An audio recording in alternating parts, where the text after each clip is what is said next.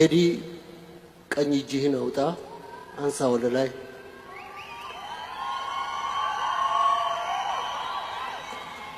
ኪነትን ብትከዳት ትክዳ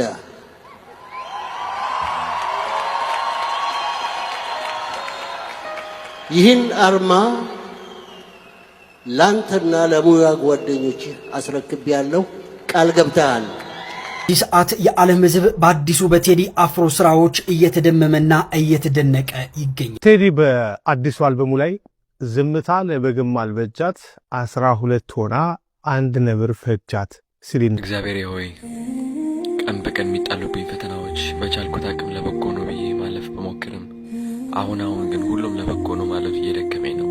እዚህ አጠገቤ ልታዩት የምትጓጉትን ኢትዮጵያን በዓለም አቀፍ ደረጃ በሙዚቃ ያስጠራውን ሰላም የተወደዳችሁና የተከበራችሁ ውድ የዩቲዩብ ቤተሰቦች ዛሬም እንደተለመደው አስተማሪና ቁም ነገር አነጋጋሪ የሆኑ ቪዲዮዎችን ይዤላችሁ ቀርቤያለሁ። ወደ ቪዲዮቹ ከዛ በፊት ግን ለዚህ ቻናል አዲስ ሆናችሁ ላይክ እና ሰብስክራይብ እንዲሁም የደወል ምልክቱን በመጫን ይህን ቻናል መቀላቀል ትችላላችሁ። ወደ ቪዲዮቹ በመጀመሪያም እንግዲህ ይዤላችሁ የመጣው ቪዲዮ እንደምናውቀው በትናንትናው ዕለት የቴዲ አፍሮ ኢትዮሪካ የሚለው አልበም እንደተለቀቀ ሁላችንም እናውቃለን።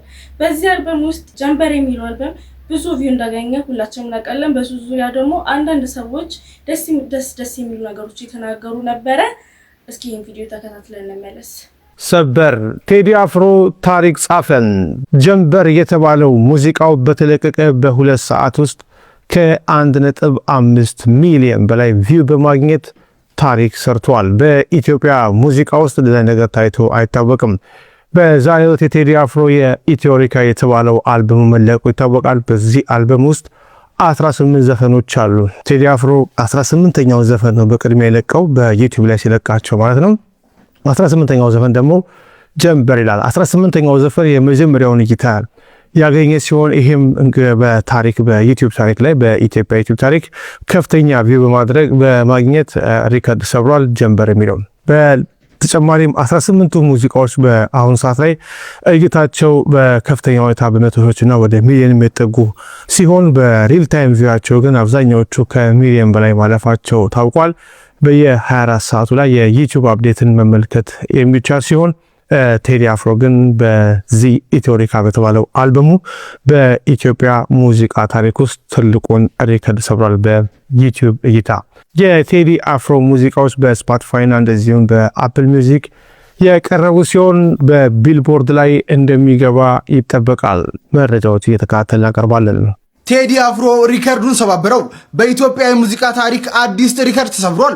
የቴዲ አፍሮ ኢትዮሪካ አልበም ውስጥ ቀድሞ የተለቀቀው 18ኛው ጀንበር የተሰኘው ትራክ በተለቀቀ በ2 ሰዓታት ውስጥ ብቻም ከ1 ሚሊዮን በላይ እይታዎችን በማግኘት በኢትዮጵያ ሙዚቃ ታሪክ በተለቀቀ በአጭር ሰዓታት ውስጥ ከፍተኛ እይታን በማግኘት ሪከርዱን ሰብሮታል። እናንተስ ከኢትዮሪካ አልበም 18 ትራኮች ውስጥ የትኛውን ይበልጥ ወደዳችሁት? ሐሳባችሁን ኮሜንት ላይ ያጋሩን። ቤተሰብ ይሁኑ።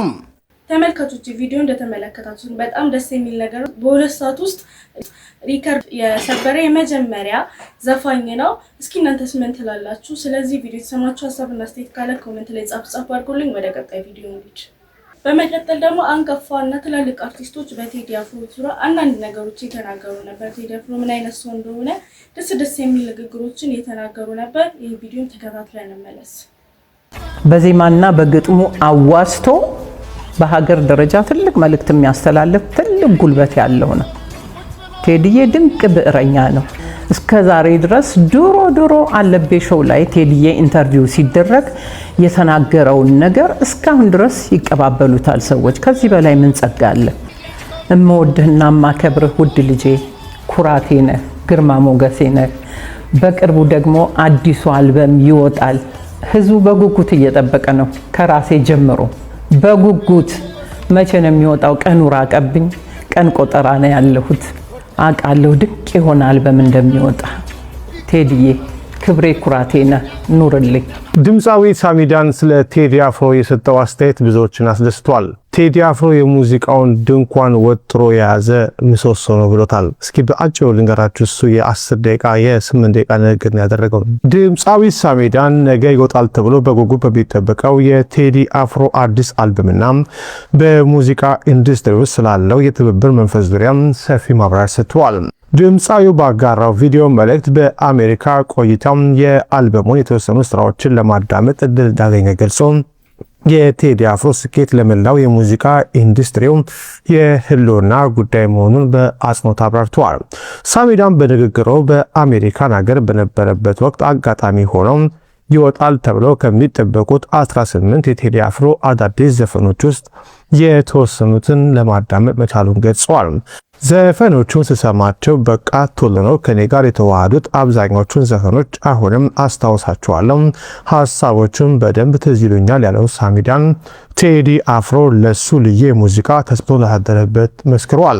አክለውም ለመጀመሪያ ጊዜ መድረክ ላይ ወጥቶ የቴዲ አፍሮን ጉድ ሰራሽኝ የተሰኘ ዘፈን እንደነበር በማስታወስ የቴዲ ዜማዎችና ድምፅ ከእሱ የሙዚቃ ምርጫ ጋር እጅግ የሚስማሙ መሆናቸውን ተናግረዋል።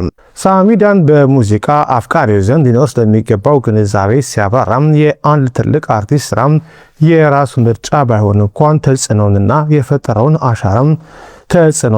የፈጠረውን አሻራ ማክበር ወይንም አክኖሌጅ ማድረግ እንደሚያስፈልግ መክሯል። ይህንንም ከሙዚቃው ኢንዱስትሪ ህልውና ወይም ሰርቫይቫል ጋር በማያያዝ ጠለቅ ያለ ትንታኔ ሰጥተዋል። ክቡር ዶክተር ጥላሁን ገሰሰ፣ አስቴር አወቀ፣ መሐሙድ አህመድ እንዲሁም እነ ጎሳዬ አብነትና ማዲንጎ በየዘመናቸው የሙዚቃውን ከፍታ እንዳሳዩት ሁሉም በአሁኑ ወቅት ደግሞ ቴዲ አፍሮ ትልቁን ኃላፊነት ወስዶ ኢንዱስትሪውን እየመራ መሆኑን አስረድተዋል። እኛንም ያነሳሳን አብረው በጣም ብዙ አርቲስት እንዲነሳሳ ያደረገና ይህንን የሙዚቃ ድንኳን ወጥሮ የያዘው እሱ ማለትም ቴዲ ነው ሲል አድናቆቱን ገልጸዋል። ሳሚዳን በኢትዮጵያ ማህበረሰብ ውስጥ በሙዚቀኞች ላይ የሚሰነዘሩ እንደ አዝማሪና ታዋቂ እንጂ አዋቂ አይደለም የሚሉ አክብሮት የጎደላቸው አባባሎችን ኮንኗል። እንዲህ ያሉ አመለካከቶችን ለመስበር የቴዲ አፍሮን የመሳሰሉ ግዙፍ አርቲስቶች ስኬት ወሳኝ መሆኑንም ጠቁሟል። የእሱን ስኬትና ሀገር ማገዝ ለእኔም የሰርቫይቫል ጥያቄ ነው። እሱ አሁን ቢወድቅ የኔ ህልውና የት ጋር ይመጣል? የአንድ ሰው መውደቅ ሌላውን ከፍ አያደርግም፣ አንዱን እየሳበ ነው የሚመጣው በማለት በሙዚቀኞች መካከል ሊኖር ስለሚገባው መደጋገፍ ማብራርቷል። ሳሚዳን ነገ የሚወጣው የቴዲ አፍሮ አልበም በጉጉት የጠበቀ መሆኑን ገልጸው ለቴዲ አፍሮ አድናቂዎችና ለሙዚቃ አፍቃሪው የምስራች ቃልም አስተላልፈዋል። በቃ ሙዚቃ እንዲህ ሲናፈስ ኢንዱስትሪውን ሲወጥረው በጣም ይመቸኛል። ዘፈኖች ሲወጣ ስትሰሙት እኔ ከሰማሁት አንጻር በጣም ትደስቱበታላችሁ ባይነኝ ሲል አልበሙ እጅግ የተዋጣለት መሆኑን በመመስከር አድናቆቱን ገልጸዋል። ተወዳጁ ድምፃዊ ዳዊት ጽጌ ስለ ቴዲ አፍሮ አዲሱ አልበም የሰጠው አጭር አስተያየት በጣም ደስ የሚለው እስኪ በአጭሩ ላቀርብላችሁ። የኢትዮጵያ የሙዚቃ ሰማይ ላይ ከሚያበሩት ደማቅ ከዋክብት መካከል አንዱ የሆነው ቴዎድሮስ ካሳሁን ወይም ቴዲ አፍሮ በድጋሚ የጥበብ ማዕበሉን ሊያስነሳ የሰዓታት ዕድሜ ብቻ ቀርቷል። የህዝብን የልብ ትርታ የሚያዳምጠውና ስሜትን ሰርስረው የሚገቡ 5 አልበሞችን ለሙዚቃ አፍቃሪው ያበረከተው ይህ የጥበብ ሰው አሁን ደግሞ 6ኛ ገጸ በረከቱን ይዞ ብቅ ሊለም ይህንን የብዙሃንን የጉጉት ጥማት የሚያረካ አልበም እየተጠበቀ ባለበት ሰዓት ደግሞ የዘመናችን ተወዳጅ ድምፃዊ ዳዊት ጽጌም የደስታ መልእክቱን አስተላልፏል። ዳዊት ደስታውን ለህዝብ ሲያካፍል እንዲሁ በባዶ አልነበረም። በውስጡ ለቴዲ አፍሮ ያለውን ጥልቅ አክብሮት፣ ፍቅርና ትዝታ እያጣቀሰ እንጂ በሙዚቃው ዓለም ቴዲ አፍሮ የራሱን ዜማዎች በማቀንቀን ብቻ አይታወቅም። ለበርካታ አንጋፋና ጀማሪ አርቲስቶች ድንቅ የሆኑ ግጥምና ዜማዎችን በልግስና በመስጠትም ስሙ ይነሳል። ዳዊት ጽጌም የዚህ ቅንነትና በጎነት ተጠቃሚ መሆኑን ወደኋላ መለስ ብሎ በኩራት ተናግሯል። ቴዲ ለጥበብ ሰው ካለው ጥልቅ ፍቅርና ለስራ ባልደረቦቹ ካለው በጎነት የተነሳ የኔ ዜማ በተሰኘው አልበም ውስጥ የተካተቱትን ቻል ዘንድሮና ባዮ ባዮ የተሰኙ ተወዳጅ ሙዚቃዎችን አበርክቶልኛል በማለት የተደረገለትን የጥበብ ውለታ ምንጊዜም ከፍ ካለ አክብሮትና ምስጋና ጋር በልብ ውስጥ መኖሩን አሳይቷል። ከዚህ ልብ የሚነካ የጥበብ አጋርነት ትውስታ በኋላ ዳዊት ያንን በሚሊዮኖች የሚጠበቀውን ዜና አጋርቶም ሁላችንም በጉጉት ስንጠብቀው የነበረው የቴዲ አፍሮ 6ኛ አልበም ኢትዮሪካ ነገ በ8/8/2018 በመላው ዓለም ለሚገኙ አድናቂዎቹ በተለያዩ የማህበራዊ ሚዲያ ፕላትፎርሞች ይለቃል በማለት የተሰማውን ታላቅ ደስታ ገልጿል። ዳዊት መልእክቱን ለታላቁ የጥበብ ሰው ቴዎድሮስ ካሳሁን ስኬትና መልካም ዕድልን በመመኘት መልእክቱን ቋጨ። ነገ የሙዚቃ አፍቃሪው ኢትዮሪካን ለማድመጥ ጆሮን ጥሎ ይጠብቃል። የጥበብ ድንኳኑም በአዲስ ዜማ ሊደምቅ ነው። ተመልካቾች ቪዲዮ እንደተመለከታችሁ በጣም ደስ የሚል ነገር ነው። ምን አይነት የሰው ፍቅር እንደሆነ ተመልክታችኋል። እስኪ እናንተስ ምን ትላላችሁ? ሰማችሁ ሀሳብና አስተያየት ካለ ኮሜንት ላይ ጻፉ አድርጉልኝ። እንደተለመደው በተቀጣይ ቪዲዮ እንሂድ። በመቀጠል ደግሞ ከሰሞኑ የግሩም ኤርሚያስ ደስ የሚል ፊልም እንደተመረቀ ሁላችንም እናውቃለን። በዛን ሰዓት ደግሞ ጓደኛው አማኑኤል መስቀሉን አውልቆ እንደሰጠው ሁላችንም አይተናል። ምን አይነት ጓደኝነት ነው እየተባለ ሰው ሁሉ የተነጋገረበት ነበረ። እስኪ ቪዲዮ ተከታትለን እንመለስ።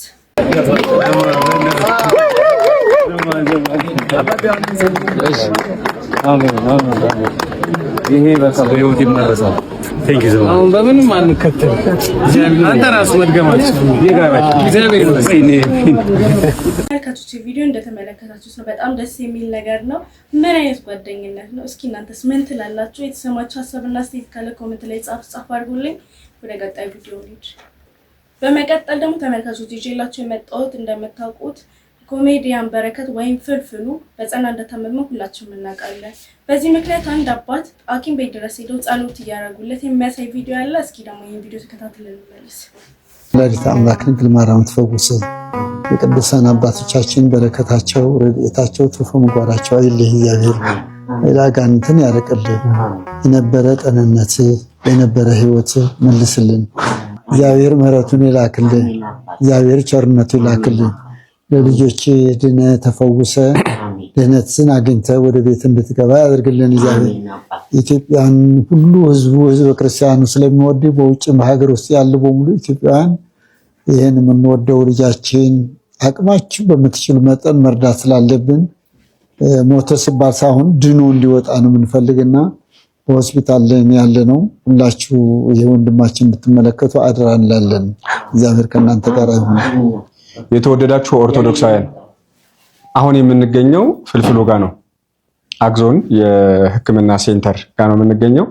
አብረውን የሚገኙት ደግሞ የምዕራብ ካናዳ ሀገረ ስብከት ሊቀ ጳጳስና የቅዱስ ሲኖዶስ አባል ብፁዕ አቡነ መቃሪዎስ ናቸው።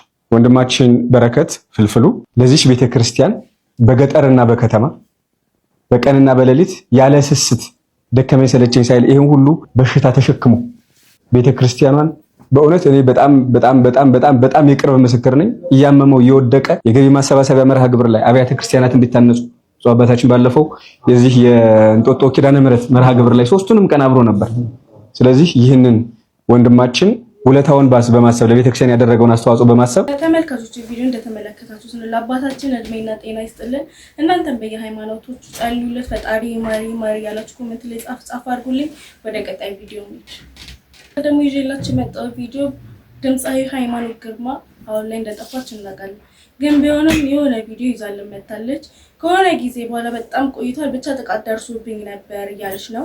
እስኪ ደግሞ ይህ ቪዲዮ ተከታትሎ እንመለስ። እዚህ ጋር ነው የተሰፋው። ይሄ ግን ያው እዚህ ድረስ ያለው ይሁን ብለው ዝም ብለው ነው ያያያዙልኝ። ለልጄ ክብር ስል ማውራት አልፈልግም፣ ግን ጀስት ያለውን ነገር በስሱ ለመናገር ክለብ ስራ ጨርሼ በሶስተኛው ቀን ሱዳን ሀገር ልሄድ $2000 ይዣለሁ። ሱዳን ሀገር ልሄድ ማታ ክለብ ገባሁና ሰርቼ ዘፈኜ አልቦኛል በጣም እና ከክለብ ወርጄ እዛ ቡና ጋር ቡና ስጪኝ ብያት ቡና ሲኒና ማስቀመጫ ሰታኝ ይዤ ቁጭ እንዳልኩ ነው ችግሩ የተፈጠረውና እኔ በኔ ያው ሰው ባያየኝ እግዚአብሔር ያየኛል። ሰው ሊጎዳ አስቦ ቢመጣ ስለት ይዞ ጩቤ ይዞ ነው የሚጎዳ። እኔ ግን የጠጣሁባት ማስቀመጫ ተሰብራ ነው የተወጋሁበትና ሊጎዳኝ ያሰበ ነው ብዬ ስለማላምንም ለልጄም ክብር ስል ደግሞ ከተደረገብህ የተደረገልህ ይበልጣል። እኔ አይኔ እዚህ ድረስ እንድታየው ከሆነ ይሄም አለ ስንጥቅ በዚህ በኩል እዚህ ድረስ ሽፋሽፍቴን ሁሉ ነክቶታል ስንጥቁ መወጋቱ። በዚህ ደግሞ እዚህ ጋርና ያ አይኔን ለምንድን ነው የጠበቀኝ እግዚአብሔር? ለምንድን ነው ትንሿን ክፉ ነገር አጋንኜ ሰውን ማሳጣው? በዛ ላይ ደግሞ ማለት የለብኝም ድንበር አለው። ቤተሰብ ልጅ ሲኖር የልጅ ዝምድና ይከበራል ብዬ አስባለሁ። ይሄን ሁሉ አመት ለልጄ ስል ዝም ያልኩትን አሁን በማውራቴ ልጄ ማድጓል። ልጅ ሆኖ ይሄን ቢሰማ ኖሮ በልጅነት አቅሙ አንተ የጨካኝ ልጅ ምናምን ቢያጠፋብስ ይጠቃብኛል ልጄ ብዬ ማሰብ ለልጄ ስል ዝም ነው ያልኩትና አሁን ደስ ብሎኛል። ያንን በማድረጌም እኮራለሁ። ለምን ድንበር አለው ዝምድና አሳልፎ አይሰጥም። ለምን እኔ በሞትም አትናገሩ ብዬ ሞት ነው የሚመስለኝ። ግን እግዚአብሔር ያንንም ስለሚያውቅ አይኔ ይሄው ደህና ሆነ። ከዛ በኋላ ሰርቼ ኖርኩ፣ ጥሩ ህይወት አየው፣ ደስተኛ ሆንኩኝ። 12 አመትም ደስተኛ ነበርኩ። ተመልካቾች ቪዲዮ በጣም ያስገርም ነው። ለልጄ ስል ነው ዝም ያልኩት ብላ እንደሰማነው ነው። እስኪ እናንተስ ምን ትላላችሁ? ልክ ነው ልክ አይደለም? ዝም ማለቷ ተገቢ አይደለም ብዬ ነው የማስበው። እስኪ እናንተም የሰማችሁ ሀሳብና ሴት ካለ ኮሜንት ላይ ጻፍ አድርጉልኝ። በመቀጠል ደግሞ ይዤላችሁ በድጋሚ ድምጻዊ ቴዲ አፍሮ ምንም የቴሌቪዥን ቻናል ላይ ኢንተርቪው ተደርጎለት እንደማያውቅ ሁላችንም እናውቃለን። ዶክተር ወዳጄ ነገ ቤቱ ድረስ ሄዶ ኢንተርቪው አድርጎለት ደስ የሚል መልስና ምን አይነት ሰው እንደሆነ ይነግረናል። ይሄ ቪዲዮ ተከታትለን እንመለስ። ዶክተር ወዳጄ ነው ምን አለ መሰላችሁ? ዝምተኛው ንጉስ ቴዲ አፍሮ ቤት የነበረኝ ቆይታ በመኖሪያ ቤቱ ፊት ለፊት ተቀምጧል። አጠገቡ ባለቤቱ ክብርት አርቲስት አምለሰት ተቀምጣለች። እራት ቀርቧል። ጥያቄ ጠየቅኩት። ቴዲ ላንተ የተለየ ቅዱስ ስፍራ የት ነው? አስቦ መለሰልኝ፣ ኢትዮጵያ ብሎ ዝም አለ። ያልገባው መሰለኝ። ደግሜ ጠየቅኩት። ማለቴ ከቅዱስ ስፍራዎች ላንተ የተለየ ቦታ የት ነው? አሁንም እንደተረጋጋ መለሰልኝ፣ ኢትዮጵያ አለና አንገቱን ደፋ አደረገ። ለመጨረሻ ጊዜ ሞከርኩኝ እያስረዳሁት አክሱም፣ ከላሊበላ፣ ከግሸን ከመሳሰሉት አንተ ልዩ ቅዱስ ቦታ የምትለው የትኛውን ነው? ቴዲ ፈገግ ብሎ አየኝና ሁሉንም ቅዱስ ስፍራዎች አከብራለሁ፣ ለኔ ቅዱስ ቦታ ኢትዮጵያ ናት። የክብር ዶክተር ቴዎድሮስ ካሳሁን እኔ ቀርቤ እንዳየሁት እጅግ በጣም መልካም ሰው ነው። አንደኛ ቴዲ ለየትኛውም ብሔር ጥላቻ ወይም ንቀት የለበትም። የተለየ የብሔር ፍቅርም የለውም። ለእርሱ ሁሉም ኢትዮጵያውያን እኩል የተወደዱ የተከበሩ ናቸው በነጥብ ሲያስቀምጠው። ሁለተኛ ቴዲ አፍሮ የሚተማመንበት በችሎታው በዝና ወይም በገንዘቡ አይደለም። በሰራዊት ጌታ በልዑል እግዚአብሔር ግን እጅጉን ይተማመናል። የሚጠብቀኝ ሊቀ መልአኩ ቅዱስ ሚካኤል ነው ብሎኛል ቴዲ። ሶስተኛ ቴዲ ክርስቶስን ይወዳል። በሳሎኑ ግድግዳ ላይ የተሰቀለውን የዓለም መድኃኒት ኢየሱስ ክርስቶስ በትልቁ ተስሏል። ቴዲ ያንን ስዕል እያየ ይተርከዋል፣ ይገልጸዋል። የጌታም እናትም የልብ ወዳጁ ናት። አራተኛ ቴዲ አፍሮ መዝሙር ያዳምጣል። የሚወዳቸውን 2 የድሮ መዝሙሮች ከፍቶ አሰምቶኛል። በራሱ ሃይማኖት ባይደራደርም ለሁሉም ሃይማኖቶች ክብር ባለው በራሱ ሃይማኖት ያሉትን የገዳም አባቶች ያከብራቸዋል፣ ይሰማቸዋል። አምስተኛ ቴዲ ሲናገር ቁጥብ ነው። ቃላት አያባክንም። በሚገባ አስበው ነው የሚናገረው። ቃላቶቹን ያሻቸዋል፣ ያሽሞነሙናቸዋል፣ አጣፍጦ አሳምሮ ቀምሮ ያወጣቸዋል። ቴዲ ሲያወራ መስማት እንደ ሙዚቃ ነው። ስድስተኛ ቴዲ አፍሮ ለትዳሩ ታማኝ ነው። አምለሰትን በስስት አይን ያያታል። እርሷም ሳራ አብርሃም ጌቴዬ ብላ እንዳከበረችው ባሏን በፍቅርና በክብር ትንከባከበዋለች። ባልና ሚስቱን በቤታቸው ማየት በፍቅር ሲያወሩ መስማት እጅግ ደስ ያሰኛል። ሰባተኛ ቴዲ ያለውን ዝና የሚያውቀው አይመስልም ወይም ትኩረት አይሰጠውም። ስለሱ ለማውራት ስሞክር ወሬውን ፈጥኖ ይቀይረዋል። መሞገስን ይሸሻል። በጣም ትሁት ነው። ዝምተኛነቱ ኩሩ ሊያስመስለው ይችላል፣ ግን ቴዲ ኩሩ አይደለም። ሰውን በሁለት እጁ የሚጨብጥ ጎንበስ ብሎ እጅ የሚነሳ ጨዋ ሰው ነው። ስምንተኛ ለቴዲ ሙዚቃ ህይወቱ ነው። በጣም ከፍተኛ ሙዚቃ ችሎታ፣ ክህሎት፣ ሙዚካል ኢንተለጀንስ እንዳለው ይታወቃል። ኑሮ ከቤቱ ወደ ስቱዲዮ ነው፣ ከስቱዲዮ ወደ ቤቱ ነው። የሙዚቃ ስራዎቹን የሚወደዱት በስጦታ ላይ ትጋት ተጨምሮባቸው ነው። የቴዲ የሙዚቃ ጂኒየስ ይመስለኛል። ዘጠነኛ ቴዲ አፍሮ መጽሐፍትን ያነባል፣ ለማንበብ ጊዜ አለው። ታሪክ ይወዳል፣ ታሪክን በጥልቀት ይመረምራል፣ ይፈትሻል፣ ያሰላስላል። ቴዲ ጥሩ አሰላሳይ ነው። አስረኛ ከቴዲ ጋር ባሳለፍኳቸው ሰዓታት የትኛውንም የፖለቲካ ሰው አንስቶ አላወደሰም፣ አልተቃወመም። ፖለቲካዊ አስተያየቶችን ሲሰጥ አልሰማሁትም። 11ኛ ቴዲ አፍሮ ቀርበው ሲያዩት በሚዲያና ከሚታየው በላይ ልዩ ሞገስ ውበትና ክብርን የተላበሰ ሰው ነው። ጃኬት በቲሸርትና በጂንስ ለብሶ ዘውድ የጫነ ካባ የደረበ በትረ መንግስት የጨበጠ ንጉስ ይመስላል። 12ኛ ቴዲ ሐሙስ ከሚወጡት ስራዎቹ ሀገራዊ የሆኑትን ሁለቱን ከፍቶ አሰምቶኛል። እጅግ በጣም አስደናቂ ናቸው። ለሀገርና ለህዝብ ያለውን ፍቅር የሚያንጸባርቁ ታሪካዊ ስራዎቹ ናቸው። የክብር ዶክተር ቴዎድሮስ ካሳሁን ስራውን እንዲሰራ እንፍቀድለት።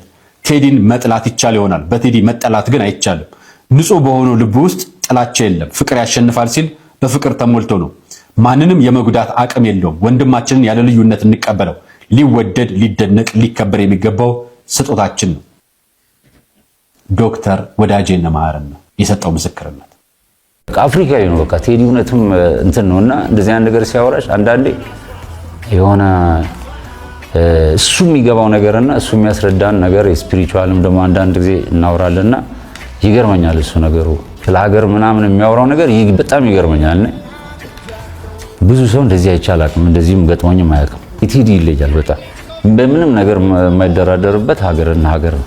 እንደ ዘፋኝ እንደ ሙዚቀኛ ሙዚቃና ሙዚቃ ነው አልልሽ። ቴዲ ሙዚቃ ነው፣ ግን ሀገርና ሀገር ላይ አይደራደርም ቴዲ። አስተሳሰቡ ይገርመኛል፣ አደንቀዋለሁ። እንግዲህ ለአድናቂዎቻችንም ለቴዲ ወዳጆችም ለቴዲ አድናቂዎችም ቤተሰቦችም ለሁላችሁም ይሄ አልበም በጣም ታፍ አልበም ነው። በጣም ቆንጆ አልበም ነው የሰራ ነው። እንደምትወዱት እርግጠኛ ነኝ። ማንም ሰው የሚወደው አልበም ነው የተሰራው። ብዙ ሰው ነው የተሳተፈው እዚህ አልበም ላይ፣ በጣም ብዙ ሰው። እንግዲህ እግዚአብሔር ዳን። አመሰግናለሁ። ተመልካቾች ቪዲዮ እንደተመለከታችሁት ነው በጣም ደስ የሚልና ቅን ልብ ያለው ሰው እንደሆነ ዶክተር ወዳጄነ ነግሮናል። እስኪ እናንተስ ምን ትላላችሁ? ኮሜንት ላይ ጻፍ አድርጉልኝ። ሰማችሁ ሀሳብና አስተያየት ካለ ወደ ቀጣይ ቪዲዮ እንሂድ። መቀጠል ደግሞ ይዤላችሁ መጣሁ ቴዲ አፍሮ ስለ ባለቤቱ በአንድ ወቅት የተናገረው ንግግር ነበረ። ይህ ቪዲዮ ተከታትለን እንመለስ። እኔ በጣም እድለኛ ነኝ እሷን በማግባቴ። በነገራችን ላይ ስለ ባለቤቴ ስናገር በጣም ጥሩ ልብ ያላት ጥሩ ነፍስ አላት። በጣም ቅን ናት። በጣም ታጋሽ ነች። በጣም ጨዋ ነች። በጣም ቤተሰብ የምትወድ ናት። እውነቴን አይደለም? እግዚአብሔር ይመስገን ያው ለዚህ በቅተናል። እንደዚህ ነው። ተመልካቾች ቪዲዮ እንደተመለከታችሁት በጣም ደስ የሚል ነገር ነው። ምን አይነት ፍቅር ነው! ደስ ይላሉ። እናንተም የተሰማችሁ ሀሳብና አስተያየት ካለ ኮሜንት ላይ ጻፍ አድርጉልኝ። ብዙ ጊዜ እዚህ አይነት ነገሮች ሲደጋገሙብህ የምትለማመደው የስሜት ማመጣጠን ትናለ። ከዛ በተረፈ እንደዚህ ጋር ደግሞ መከልከሉ ተገቢ አይደለም። ወደፊትም አለበቂ ምክንያት መከልከል ተገቢ አይደለም። ይሄን ደግሞ የሚመለከተው ክፍል ሊያስብበት ይገባል። ምክንያቱም እንደዚህ ጋር አንድ ሰው በመብቱ የሚሰማው ነገር ለማድረግ እንደ ማንኛውም ሙዚቀኛ ሙዚቃችን ለማቅረብ ተገቢውን ፈቃድ ሊሰጠን ይገባል። ለቀደመ ሁኔታም የተጠየቅነው ይቅርታ የለም። ብዙ ኪሳራዎች ነበሩ። ምናልባት ሞራል ጋር ያልደረሱ ሊሆኑ ይችላሉ፣ ግን ብዙዎችን በማቴሪያል በእንትን ጎድተዋል። ይህ ደግሞ ተገቢ አይደለም። በእኔ እምነት ብቻ ሳይሆን ባለውም ተጨባጭ ሁኔታ ማንም ሰው ከፖለቲካ ውጭ መሆን አይችልም። ሁለተኛ ፖለቲካዊ ጉዳይ ማንሳት ደግሞ እንደ ኮነን የሚታይ ነገር መሆን የለበትም። ሁላችንም ጉዟችን አንድ እንደመሆኑ መጠን ኢኮኖሚያዊ፣ ፖለቲካዊ፣ ማህበራዊ ጉዳይ እንደ ዜጋ ይመለከታል። በእነዚህ ጉዳዮች ዙሪያ ማተኮርና ማድረግ መለመድና መበረታታት ያለበት ነው ብዬ አምናለሁ። ከዚህ አንጻር ነው ያደረግኩት። የነገሮቹ ጥልቀትና በዛ ጉዳይ ያተኮሩት መስመሮች በካሴት ውስጥ በዝርዝር ተጠቅሰዋል። ሁሉም ጠቅሶ ለማለፍ አስቸጋሪ ነው። በዚህ ሁኔታ ነው ያለው። አፍሪካን አንድ ለማድረግ የሞከረ ህዝብ ለራሱ አንድ መሆን አቅቶት ስቃይ ውስጥ ነው ያለው በአሁኑ ሰዓት። በሚያስገርም ሁኔታ ዩናይትድ ስቴትስ ኦፍ አሜሪካ የሚባል ሀገር ቁጭ ብለው የተባበሩ ህዝቦችን ዋጋ የተካፈሉ ገና እዚህ መብላት ያቃትን የራሳቸው ወገኖች ላይ እንደገና መከፋፈልን የሚሰብኩ ሰዎች አሉ። መብታቸው ሊሆን ይችላል። አደገኛ መሆኑ ግን ሳይነገር አይታለፍም። ስለዚህ እኛ ሰላም እንፈልጋለን፣ አገራችን እንወዳለን። ኢትዮጵያዊነት ቀለሙ እንዲዘባረቅ ተደርጎ እንደቀረበው አይደለም፣ ረቂቅ ነው። የሚጠቅም ነው። ለእኛ አይደለም ለሌሎችም የሚጠቅም ነው። ሀገር እንግዲህ የሚቆመው ብዙ ጊዜ ለሀገር ባለውለታ በሆኑ ሰዎች፣ ብዙ የህብረተሰቡ አካላት በሚሰሯቸው ተግባራት። እንደሚታወቀው እንግዲህ ኢትዮጵያዊነት በነፃነት የመኖር ምልክት ነው። ለብዙዎችም በነፃነት ውስጥ ላልነበሩ ሰዎች ጥሩ ምሳሌ የሆነ ድል ለማግኘት ሚኒሊክን የመሰለ ጥሩ መሪ ያስፈልጋል። እንደ ቀዳማዊ ኃይለ ሥላሴ ደግሞ የነበሩ ትልቅ ነገስታት በዓለም መንግስታት ጉባኤ ጀምሮ ያደረጓቸው አስተዋጽኦ፣ በዓለም ዙሪያ የነበራቸው ተቀባይነት፣ ለሀገራቸው የሰሩት ተግባራት ሳይደመር ኢትዮጵያ ምንላት ዛሬ ያለችው ሀገር ልትኖር አትችልም። ይሄን ልጆች ሊመልሱት የሚችሉትን ጥያቄዎች በእድሜ በልጽገን እንኳን ለመግባባት የማንችልባቸውን ነጥቦች ላይ በማተኮር ነው የብዙ ወጣቶች ጉዞ እንዲደናቀፍ ይሆን። ይህ ደግሞ የታላላቆቻችንም ግፊያ ነበር። የቀደሙት አባቶቻችን ግን ከዚህ የላቀ ቅርጽ የነበራቸው ናቸው። ለዚህ ነው እነሱ ላይ ያተኮረ ስራ የምንሰራው። ስለዚህ ሁሉም የራሱን አመለካከት መግለጽ ደግሞ የተፈጥሯዊ መብቱ ነው። በማንኛውም ሁኔታ ግን ሁሉንም ማስደሰት ባይቻል በተቻለ መጠን ሁሉንም የሚያግባባ ቅርጽ ይዞ ለመቅረብ ነው የሞከርኩት። ኢትዮጵያዊነትን ከአደጋ ማዳን ትልቁ መሰረት። ይህንንም አልበም እንድሰራ ወይም ደግሞ በዚህ አይነት ሀሳብ ላይ እንዲያጠነጥን ያደረገኝ ደግሞ ግፊት ከምንም በላይ አንድነታችን አስፈላጊ ነው። ብዙ ዓመት ተደክሞበታል ኢትዮጵያዊነት። አሁን ደግሞ እንደሚታወቀው በሀሳብ ከመደራጀት ይልቅ እንደ ዘር መደራጀት ላለፉት ሁኔታዎች የነበሩት አለ። ያ ደግሞ አዝማሚያው ወደ አደጋ ያመጣ ይመስላል እና ከምንም በላይ ኢትዮጵያዊነትን ማዳን መጀመሪያ ዓላማ አድርጎ ነው ተሰራው። ብዙ ጊዜ የምትሰራው ነገር ላይ መደሰት ነው ትልቁ ነጥብና ከዛ ደግሞ የሚመጣ ውጤት የተሳካ ሲሆን ያስደስታል። ነገር ግን ይሄን ያህል ሁኔታ ይሆናል ብዬ በእርግጥ አላሰብኩም። ሀገር እንግዲህ የሚቆመው ብዙ ጊዜ ለሀገር ባለውለታ በሆኑ ሰዎች፣ ብዙ የህብረተሰቡ አካላት በሚሰሯቸው ተግባራት። እንደሚታወቀው እንግዲህ ኢትዮጵያዊነት በነፃነት የመኖር ምልክት ነው። ለብዙዎችም በነፃነት ውስጥ ላልነበሩ ሰዎች ጥሩ ምሳሌ የሆነ ድል ለማግኘት ሚኒሊክን የመሰለ ጥሩ መሪ ያስፈልጋል።